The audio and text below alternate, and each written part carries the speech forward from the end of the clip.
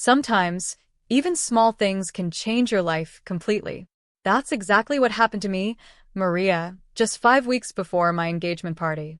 I'm 34 years old and was so excited to marry Matthew, my boyfriend of 6 years.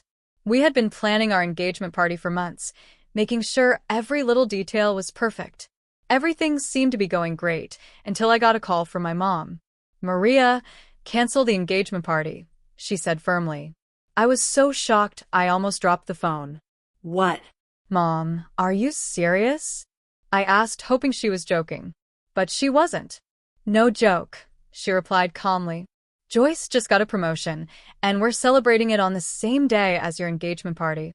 My younger sister Joyce, who is 5 years younger than me, has always been my parents' favorite. I got used to it over the years, but this felt like a new level of unfairness. This was my engagement party, something I'd been excited about for so long, and they wanted me to cancel it for Joyce's work promotion. "Mom, come on," I said, trying to stay calm. "I've been planning this for ages. I'm not canceling it just because Joyce got a promotion." "Don't be selfish, Maria," she snapped. "This is a big moment for your sister. The same guests are invited. It's just a different party. Just reschedule yours." I felt my anger rising. "No way, Mom. This is my engagement party. I'm not canceling it, and that's final." She didn't take it well. She started yelling so loudly that I had to pull the phone away from my ear. I couldn't take it anymore and hung up on her. As I sat there staring at my phone, memories from my childhood came flooding back. It had always been like this. Joyce was always the priority, and I came second. I remembered my 21st birthday. My parents completely forgot about it until my grandma called to wish me a happy birthday. They scrambled to throw something together with a store-bought cake and a gift card.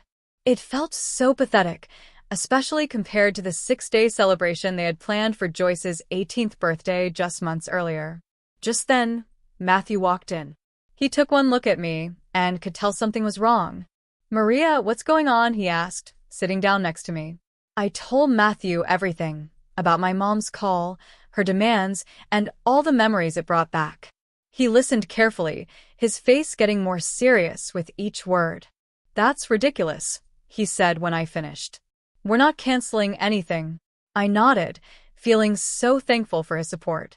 "I know, but why can't they put me first for once?" I asked, my frustration spilling out. "Because they're clueless," Matthew replied firmly. "But I put you first. Always." I looked at him and managed a small smile. "I know. That's why I'm marrying you." We spent the rest of the night finalizing plans for the party, making sure everything was perfect. As I drifted off to sleep, I tried to push thoughts of my family out of my mind.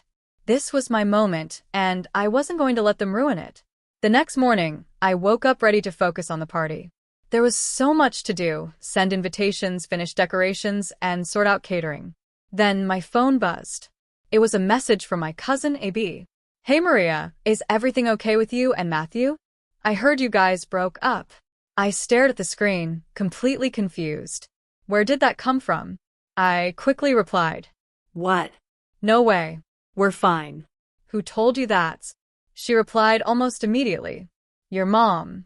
Aunt Carol said. She told her the engagement was off. My stomach dropped. I called AB right away, my heart racing. "What's going on?" I asked as soon as she answered. "I don't know, Maria," she said. "Aunt Carol called last night and said your mom told her you and Matthew had a big fight and broke up. She also said we should go to Joyce's promotion party instead." It felt like a punch to the gut. "That's not true, AB. We're still engaged and the party is still on. My mom wanted me to cancel for Joyce's thing, but I refused." There was a pause. "Oh no, Maria. I'm so sorry. I had no idea." I spent the next hour on the phone with AB, trying to fix the mess. My mom had gone behind my back and called everyone on the guest list. She told them the engagement party was canceled, made up a story about Matthew and me having a huge fight, and told them to attend Joyce's promotion party instead. I took a deep breath, trying to stay calm. "I'm going to fix this mess," I said. "Can you help spread the word that the engagement party is still happening?" I asked AB, hoping she'd support me. "Of course," she replied right away. I'll start calling people now. After hanging up, I sat on the couch, trying to process everything. My own mom had tried to ruin my engagement party. It was hard to believe. When Matthew came home from work about an hour later, he took one look at me and knew something was wrong. I told him everything about Mom's calls, the lies, and how she redirected everyone to Joyce's party. As I spoke, I could see anger building in his eyes. "That's it," he said, clearly upset. "We're cutting them off, your parents, Joyce, everyone." I knew he was right, but the idea of cutting off my family scared me. No matter how badly they treated me, they were still my family. "Let's focus on fixing this first," I suggested. "We need to let everyone know the engagement party is still on." Matthew nodded, determined. Okay. "Where do we start?" We spent the rest of the night fixing the mess, sending emails, making phone calls, and posting on social media. I wrote a long message explaining the situation and sent it to everyone on the guest list. It was exhausting and embarrassing, having to tell people over and over again that no, Matthew and I hadn't broken up, and yes, the engagement party was still happening. By the time we finished, it was past midnight. My voice was hoarse from talking so much, and my eyes were burning from staring at screens for hours. "We did it," Matthew said, pulling me into a hug. "It's going to be okay." I wanted to believe him, but I couldn't shake the feeling that this was just the beginning. My mom's betrayal had opened up old wounds, memories of being overlooked, of Joyce always being the favorite. It all came rushing back.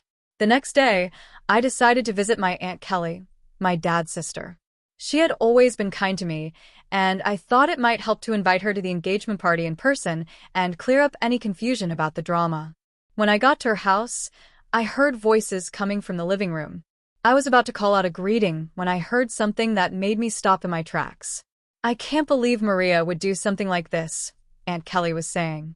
"Canceling her own engagement party just to spite her sister. So childish." My heart sank. Another lie, this time spread by my own family to cover up the first one. I was about to step in and defend myself when I heard another voice join in. "I know, right? Poor Joyce must be so upset," the voice said. "She worked so hard for that promotion, and now Maria's trying to ruin it for her." I recognized the voice. It was my cousin Melissa.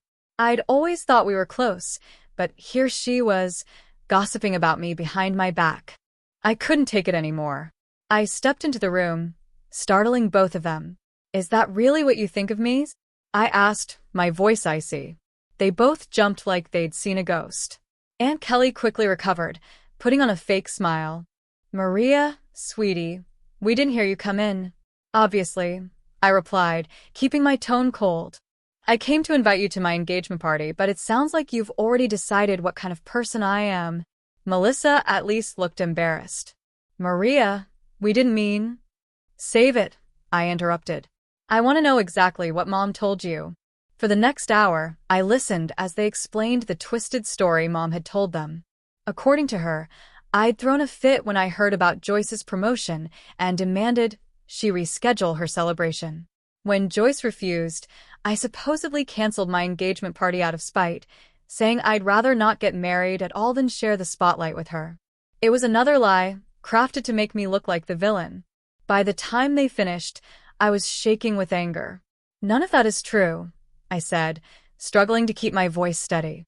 "Mom called me and demanded I cancel my party so they could celebrate Joyce's promotion. When I said no, she went behind my back and told everyone the engagement was off. I didn't do any of this out of spite. My own mother is sabotaging my engagement." Aunt Kelly and Melissa exchanged guilty looks, realizing they had believed Mom's lies without even asking me for my side of the story. "I'm sorry, Maria," Aunt Kelly said, looking genuinely regretful. "We should have come to you first." I just nodded, feeling a mix of relief and exhaustion. "Please help me spread the word," I said quietly. I didn't want anyone else believing Mom's lies. As I left Aunt Kelly's house, I felt a little better, but I knew this wasn't over. Mom's actions had made one thing clear: she would always put Joyce first, even if it meant ruining one of the most important moments of my life. With Matthew by my side, I knew I could handle this, but my relationship with my family? That would never be the same. Later, when I saw Mom's name flash on my phone screen, anxiety washed over me. After everything that had happened, I had no idea what she would say or how I would respond. Taking a deep breath, I answered. "Maria, I just heard about the party," she began, her tone a mix of guilt and irritation. "I can't believe you went through with it after everything. You could have at least tried to compromise with your family." I felt frustration bubbling up, but I stayed calm. "Mom, this was my engagement party," I said. "Matthew and I spent months planning it. It's not fair to expect me to cancel just because Joyce got a promotion." She was quiet for a moment. For a second, I thought maybe, just maybe, she understood. But then she sighed. "Well, I hope you know how hurt your sister feels. She thought you'd support her big day." I couldn't believe it. Even after everything, she was still making it about Joyce. "Mom," I said firmly, "this was my engagement party, a once-in-a-lifetime event for me.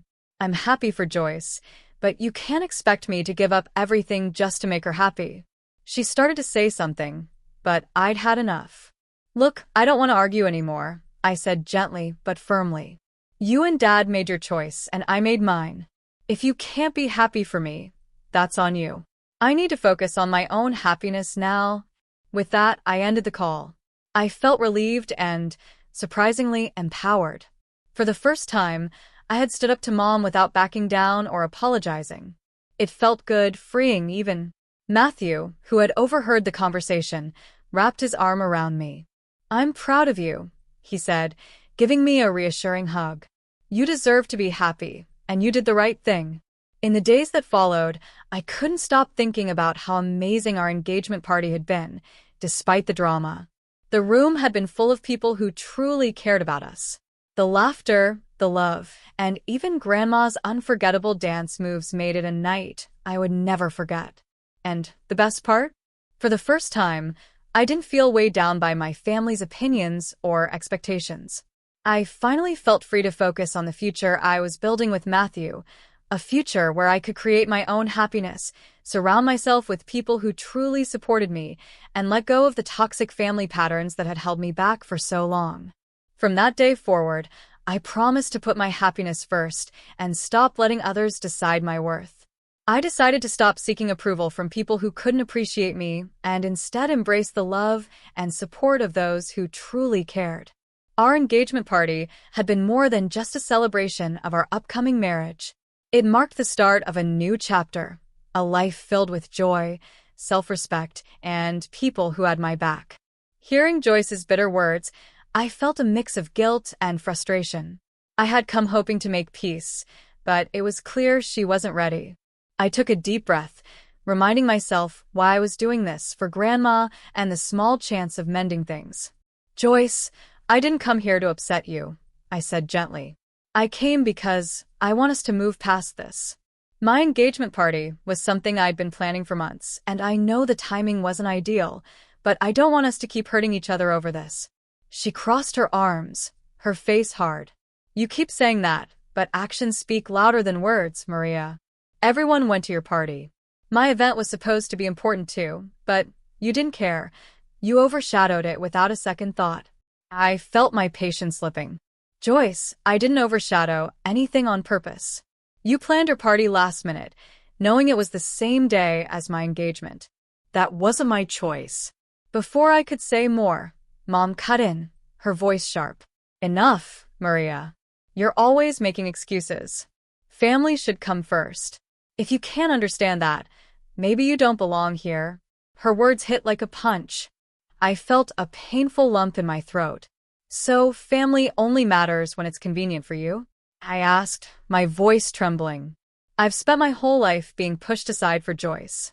And now, I'm supposed to feel guilty for celebrating one of the happiest moments of my life. I turned to Dad, hoping for support, but he stood silently in the corner, avoiding my gaze. It was clear he wouldn't stand up for me. "Fine," I said, swallowing the hurt. "If that's how you feel, then maybe I don't belong here," I said, my voice shaking. I turned to leave but stopped, feeling years of disappointment and hurt rise to the surface. I faced Joyce and my parents one last time. I've done everything I could to make you all happy, to fit in, and to be a good daughter and sister. But no matter what I do, it's never enough. So I'm done trying.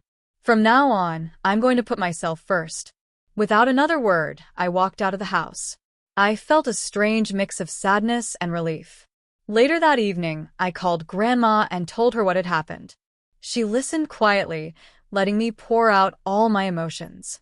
"Oh, Maria," she said gently, her voice warm and understanding. "I know you've done your best. But sometimes people are too stuck in their own ways to see beyond their expectations.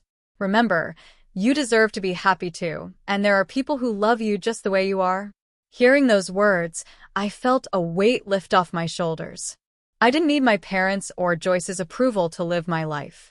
I had Matthew, who loved me unconditionally, and I had Grandma, who had always been my rock. In the days that followed, I decided to focus on the future I was building with Matthew. I surrounded myself with people who truly supported me. I realized I didn't need to keep sacrificing my happiness to earn love that should have been freely given. The experience was painful, but it taught me something important. I was worthy of love and respect just as I was. I was ready to live a life where my happiness came first. Eventually, Joyce's bitterness caught up with her. She had been so focused on trying to ruin my life that her work started to suffer.